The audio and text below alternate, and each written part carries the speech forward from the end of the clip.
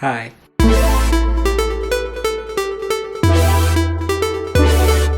So welcome back to another video with me. I'm Chris. Okay, so today's video is a lot different from what we're used to doing on my channel, but I'm actually kind of like trying to explore this side of myself because I really like cars, and I like, ooh, these eyebrows don't look the best, but I like, I like looking at cars and reviewing cars and things like that. So, for those of you that don't know, towards the end of last year, I got a new car. It's a 2019 Mazda 3. If y'all haven't seen the video to that, I will link it right up there so that y'all can go and check it out. But if you have and you're caught up with me, today we are filming basically a like and dislike thing. Basically like an update of the car and how I'm doing it, how I'm liking it. I know it's been a while since we have last seen each other. As you can tell, some things have changed. I got new glasses, so yeah, the end of last year was crazy, but ready to get back into the swing of it. So for this video, if you're not car people, then leave a like and then probably just exit. But if you are car people, welcome. And I'm going like basically full car mode for myself. Before we get started, I just want to say thank you to everyone who has liked my videos, watched my channel, and supported me since I started. If you're new here, welcome to my channel. Please make sure you leave a like on this video and go ahead and head on over to my channel and check out some of the other videos there because there's a lot and they're all kind of sporadic and crazy and fun. So yeah, you can watch those. And then also just make sure you subscribe. Make sure you subscribe, join the channel, join the family, we're all cool here. And if you're returning, hi, good to see you again, and let's get into this video. Okay, so we're starting off with the inside of the car. I'm gonna start with the dislikes because there's a few things that I've come to dislike that I've noticed over time. It's just really repetitive stuff. But they're not my favorite, so yeah. So the first thing is the seat heating. There's like something wrong with it. Well, it might be something that's done on purpose. Mazda themselves might have done it or might have this feature going for a reason, but it's something that I hate. Whenever you have like both front and driver and passenger seat are heated, and they have 3-stage heating. Whenever you have at least one side all the way on like the 3-stage heating, like the other side can be off or it can be like on 2-stage or whatever. After a while of the seat heating up, the system will just shut off, and then whenever you go to turn it back on either side, you can't turn them on no matter like how long you're driving the car. They've never come back on for me, and that's like the passenger side included. If the driver's side is on and then it cuts off after a while, you can't turn them back on. You can't turn on the passenger or driver's side. I don't know why that does that, and I hate it. I want my seat heater on for a reason, but it's the weirdest thing ever. I don't understand it at all. Okay, so my next dislike is going to be the adaptive cruise control. Now, don't get me wrong, the cruise control system works just the way it should, and I love using it. I love the fact that it has a radar system that can, slow you down all the way to a stop and then keep going as well. It's very convenient, especially while you're sitting in traffic, unless like somebody's riding your ass and then you feel like you're just in the way, because the car does brake kind of sensitively and very hard and harsh at times. But nonetheless, it's a very good system. What I don't like is, and I'll try to get a video of it, but what I don't like is whenever you have the system going and say somebody in front of you is going slower than the speed you have set, whenever they finally move out of the way, thank God, when they finally move out of the way, the system seems like it takes a while to register that the car has moved out of the way. So while you and the people behind you are waiting to pick up pace and like go faster and like get up to speed that you have set, the car waits until that car gets fully in the lane. It'll sit there for a second and then it'll take off. So it's kind of like lag in it, and it's not my favorite thing, but again, not a bad system at all. I really like it. Okay, and then another thing that I hate about the interior of this car, basically it's a sound that it makes. There's a sound that this car will make, and it is so annoying. So whenever you first turn it on, or whenever you first, you don't even have to turn the engine on, just turn on the car, It makes this repetitive sound, and check it out.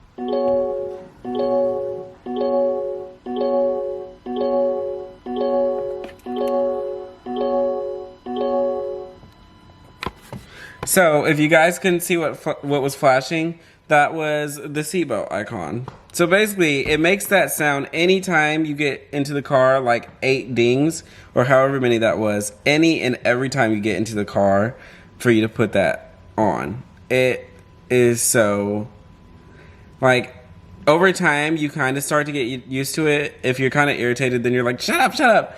And whenever people get in your car, they'll be like, what is that noise? And you're just like, give it a moment, it'll stop. So that's like another like silly dislike that I really don't like about it. It's so annoying, but it's there. Gotta deal with it. Okay, so getting on to likes for the car, for the inside at least. What I really like is the steering. I like my like heavier steering. I don't know, it's just like something I always have. I don't really care for cars with light like nimble steering. I like really like tough heavy steering, and that's exactly what this car has, is tougher steering. So first of all, the steering wheel is just like beautiful in itself as well, but then like just the steering itself is just like really heavy. I really like it. It feels premium to me, and it feels like it just feels really good. Okay, so then after that, since we're right there in the same general area, I'll talk about the instrument cluster, because I really like the setup of the instrument cluster. I think that it looks really good. So you can see that the two on the outside are analog. The RPM cluster, whoa, the RPM, and then the gas and the like the temperature over there are all analog, and then the screen in the middle is obviously digital because I just called it a screen. But you can flip through. So this screen right here will show you basically any car surrounding you while you're driving, and if you have the radar going for the cruise control, it'll show you like what it senses in front of it, how far away the car is in front of it, which is really good. And it'll light up in different ways if it feels like it's about to have a collision, pretty much, which is really good. And then what's also cool is the little heads-up display. Everything that you see there, you'll see on the middle screen as well. And you can also flip through the middle part right here, the screen, to see, you know, the tachometer and all this other stuff. Okay, so now onto the outside of the car. We're going to start with dislikes as well, because, you know, it's tradition. Or not tradition, but, you know, we did it the first time, so we're going to do it again. So the first thing that I will say I dislike is the headlight setup, specifically like through the daytime. So you see right now that the car is not fully on, but it's in its on state, and the headlight in the inside will always stay on. So your like headlight through the day will always stay on. I've seen like several Mazdas do this, but only in the US, because I've watched other YouTube videos and they like don't have the headlight on, but they're able to have the surrounding LED that's surrounding it on. And I think that if they made the car, I don't know why they do it here, but I feel like it looks so much better, and it looks almost so much meaner as well if only that LED is on and not the whole like headlight system. It looks so cool. Okay, so the next dislike that I have, and it's not really more like so of a dislike, it's more so of kind of like a personal annoyance or like a pet peeve of mine, is that, so if you look down the side of the car,